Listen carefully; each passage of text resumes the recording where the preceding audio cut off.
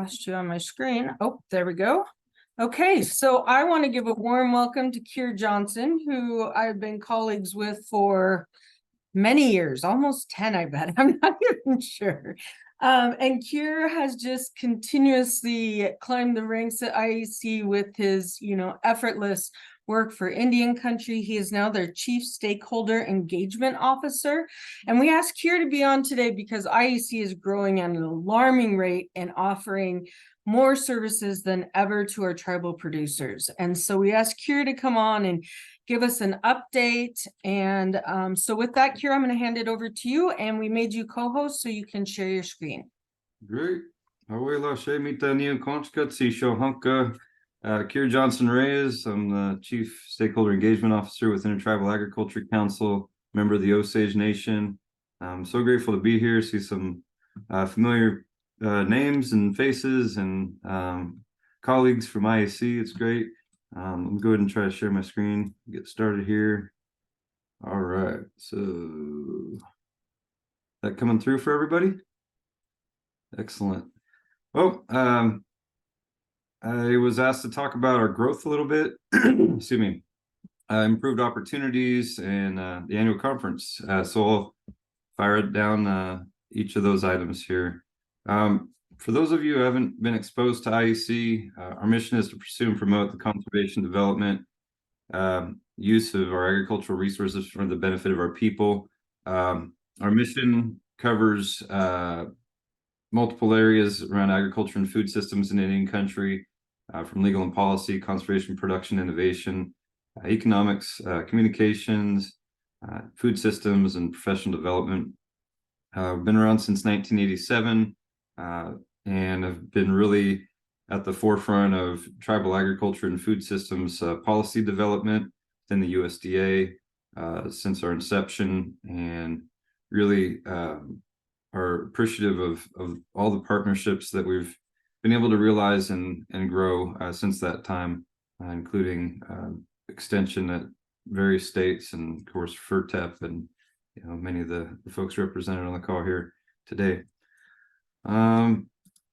Let's see, so our field-based programming covers our technical assistance network, which is a national network of specialists. Got a frog in my throat. National network of specialists focus on outreach and technical assistance to tribal producers and tribes to help to increase access and utilization of USDA programs and resources, and to identify supplemental opportunities and connect folks with a vast network that's been carefully developed over since our inception. American Indian Foods Program focuses on domestic and international marketing support of tribal food products. Natural resources programming is really field-based, focused on providing examples and modeling around regenerative practices and approaches, and really honing in on rangeland management as well as various areas of crop production. Regenerative economies has really grown in recent years to be more of an advanced level technical assistance that we can offer for intricate areas of finance and economic analysis, and really also a more recent focus on risk management and opportunities for training in those areas. Youth and professional development work continues to grow and morph. We've recently seeded a youth advisory council that informs all programming being rolled out by youth and professional development. And I think there's 4 members and growing on that cohort, and we're looking at really increasing our representation as well in ways in which the organization is informed of priorities around the next generation. This year we want to have more presence in the caucuses that we have at our annual conference, which really help to direct our steps on an annual basis. I'll talk more about that a little bit, but yeah, youth professional development is a real strong area of ours of focus and concentration. Our policy and government relations work really spans work on every farm bill since 1990, and really focusing in on increasing down to sometimes a few words the access to native producers and tribal communities in various federal programs under USDA, and inclusion of tribal considerations and priorities in the legislative process. And we helped to form the Native Farm Bill Coalition a couple farm bills ago, and realized 63 tribe-specific provisions in the 2018 Farm Bill, with a whole lot of guidance being realized, and more recommendations coming forward for this particular Farm Bill that we're under currently in terms of writing. The Discrimination Financial Assistance Program is a big one that probably a lot of folks are tracking. Our policy team has grown to a point where they're able to offer advanced level technical assistance on concerns that they may have, or that producers may have, and are holding sessions across the country and at our annual conference with the recent extension of that program into January. And so it's a really neat area that they've been able to provide concentrated assistance on. Tribal listening sessions to really generate more priorities of tribes that can help to inform our policy and advocacy work.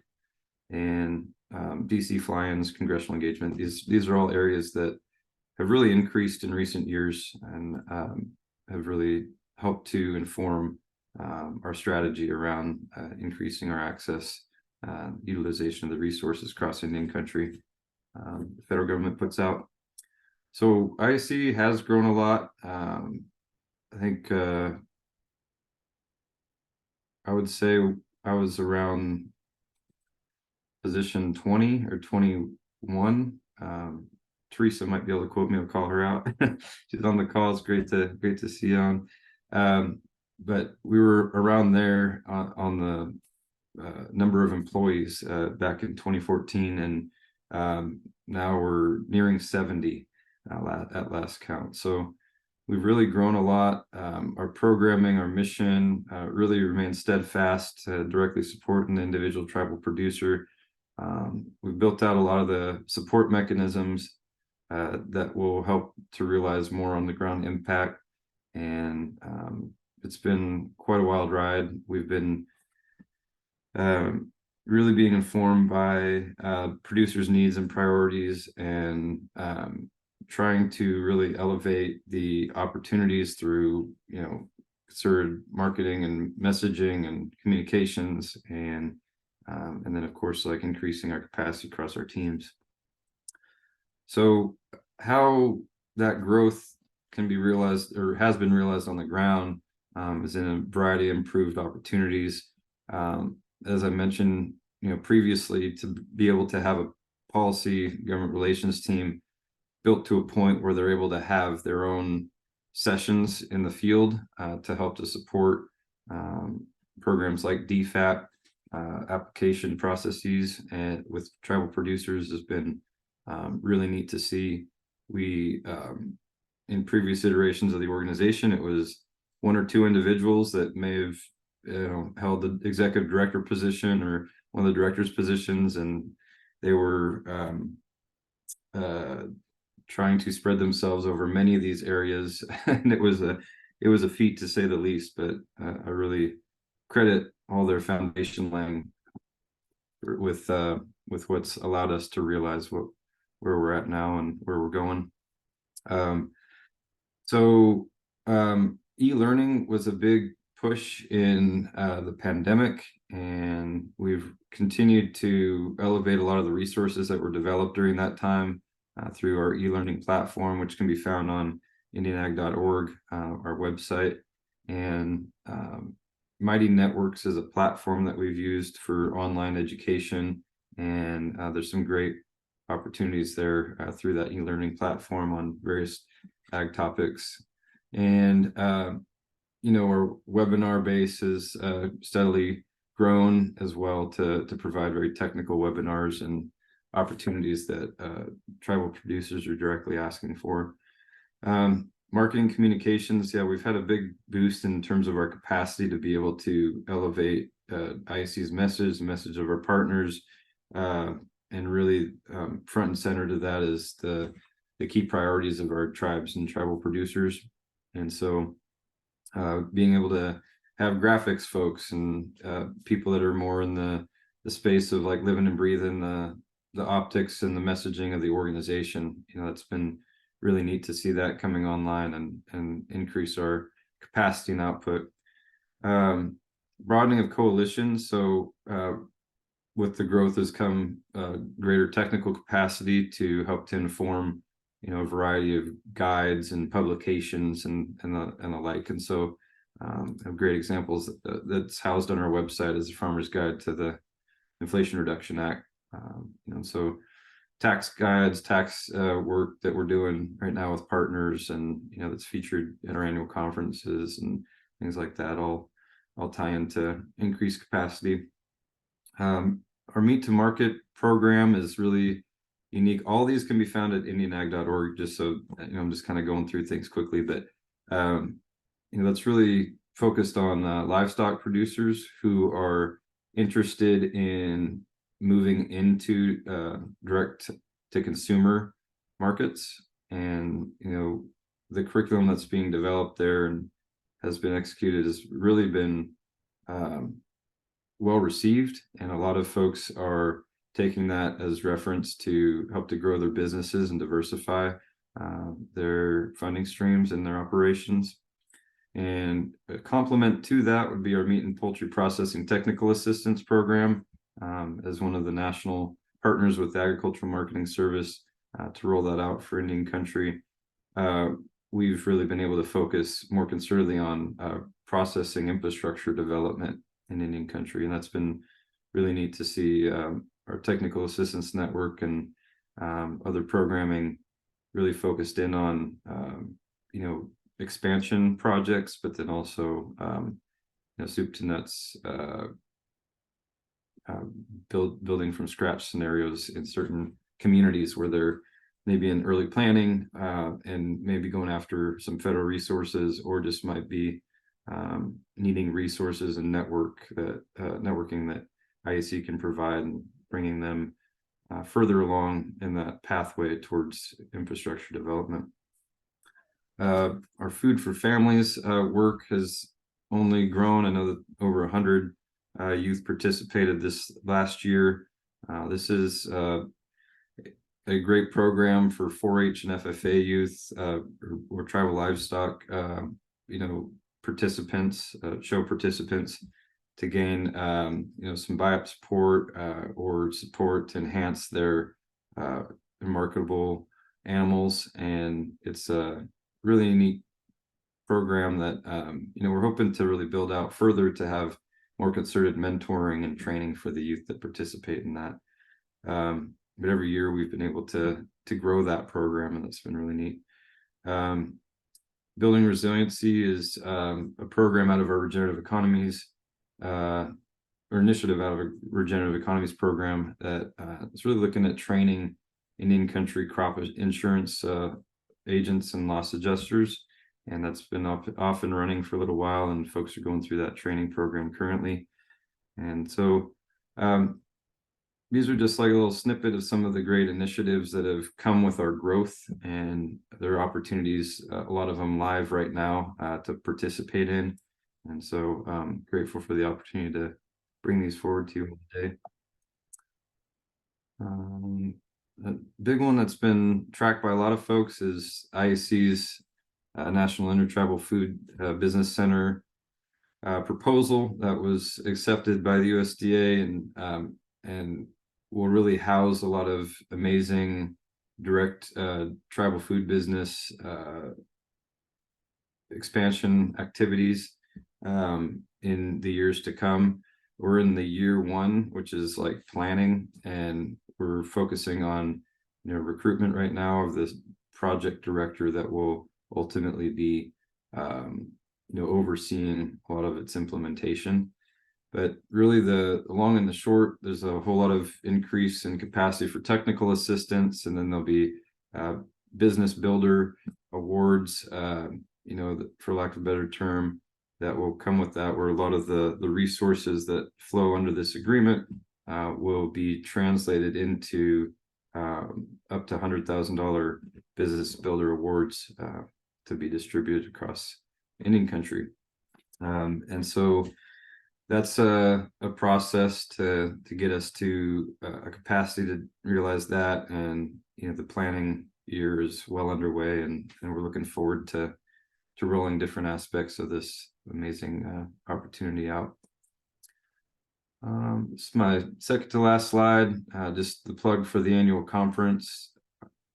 This year we've moved to the Palms in Las Vegas, which is a property owned by the San Manuel Band of Mission Indians, and really grateful to keep the resources within Indian country. And we're above 64 workshops at last count. That'll be covering areas of policy and legal and policy, tribal food systems, conservation and land management, economic and financial solutions, and some really neat other areas like meat, poultry processing, technical assistance, and youth and professional development, which will have its own track. There's so many amazing folks, organizations, agencies represented at our annual conferences. Last year was our largest yet. With the transition to the Palms this year, it's a different property, different layout for sure, and there's some really amazing enhancements that are going to come with the general session site being in a big old amphitheater, and our very sought after luncheon, native foods luncheon, being occupying several restaurant spaces, which will be kind of a unique opportunity for the producers as well as the chef to experience the 100% native foods menu on full display within kind of a restaurant feel. So that's kind of unique. The trade show will still be very present this year, and we're really looking forward to what the new property will bring, and just excited to welcome all on the call and all those you represent to attend this year. Registration is now open, and the hotel room blocks are open, and so you can find that through our website or through the link on our website right there at the bottom of the page. And that's my information. My role, IAC's organizational structure at the leadership level has transitioned in the last 2.5 months or so, and so to a C-suite model to accommodate the growth. The executive team had to expand, and so I came by way of the TA network, and now hold this position, which is overseeing of all the outward-facing producer-based programming without the policy and government relations component. So I'd be glad to field any questions or help get y'all connection with any of our amazing team members as follow-up beyond our time together here today. So I'll go ahead and stop sharing and field any questions. Thank you so much. I know we worked on this last year. So Chris Pullman just put in the chat that a group from Navajo is looking for firewood. So we'll continue to work on that. But Keir, if you know any resources that we could utilize, we'd appreciate that. I know we used the Forest Service last year, so we will work on that. Keir, is there a limit to registration numbers this year since the Palms is smaller? The number I've been hearing is 1,000 Okay. that we're planning for. So, but definitely I'd recommend getting in soon, because room blocks will fill up. We've got an overflow over at the Rio that's already established as well with several hundred rooms. So we feel like we're anticipating a big push at the end of the registration period, which is pretty standard each year. But because of the uniqueness of the property and all that, it's really important, I think, to get in there early and make sure that you got your spaces reserved and such. Okay, what other questions do we have for Keir? And either just unmute or raise your hand.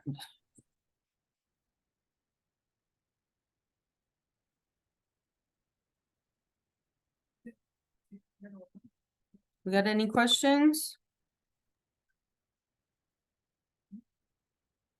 It's Jay, Keir. This is Miko Tyner at College Muskogee Nation. Hey, away. Good to see you, Miko. It's been a minute. Yeah, I just had a question with that Braiding the Sacred program. Is that still going on, or? Yeah, there's a website for it, braidingthesacred.org, and Leah Zeise and Angela Ferguson are primaries in that, and then Veronica Pipestem recently um, became on the board, I think. So yeah, there's definitely some movement going. I think that this year's a building year for them. They did some programming out over the last year or two that was really focused in on some individual corn producer needs and stuff, but they definitely would love to hear from you. All right, thank you. Yeah, nice to see you and share my best with your wife. Yeah, thank you.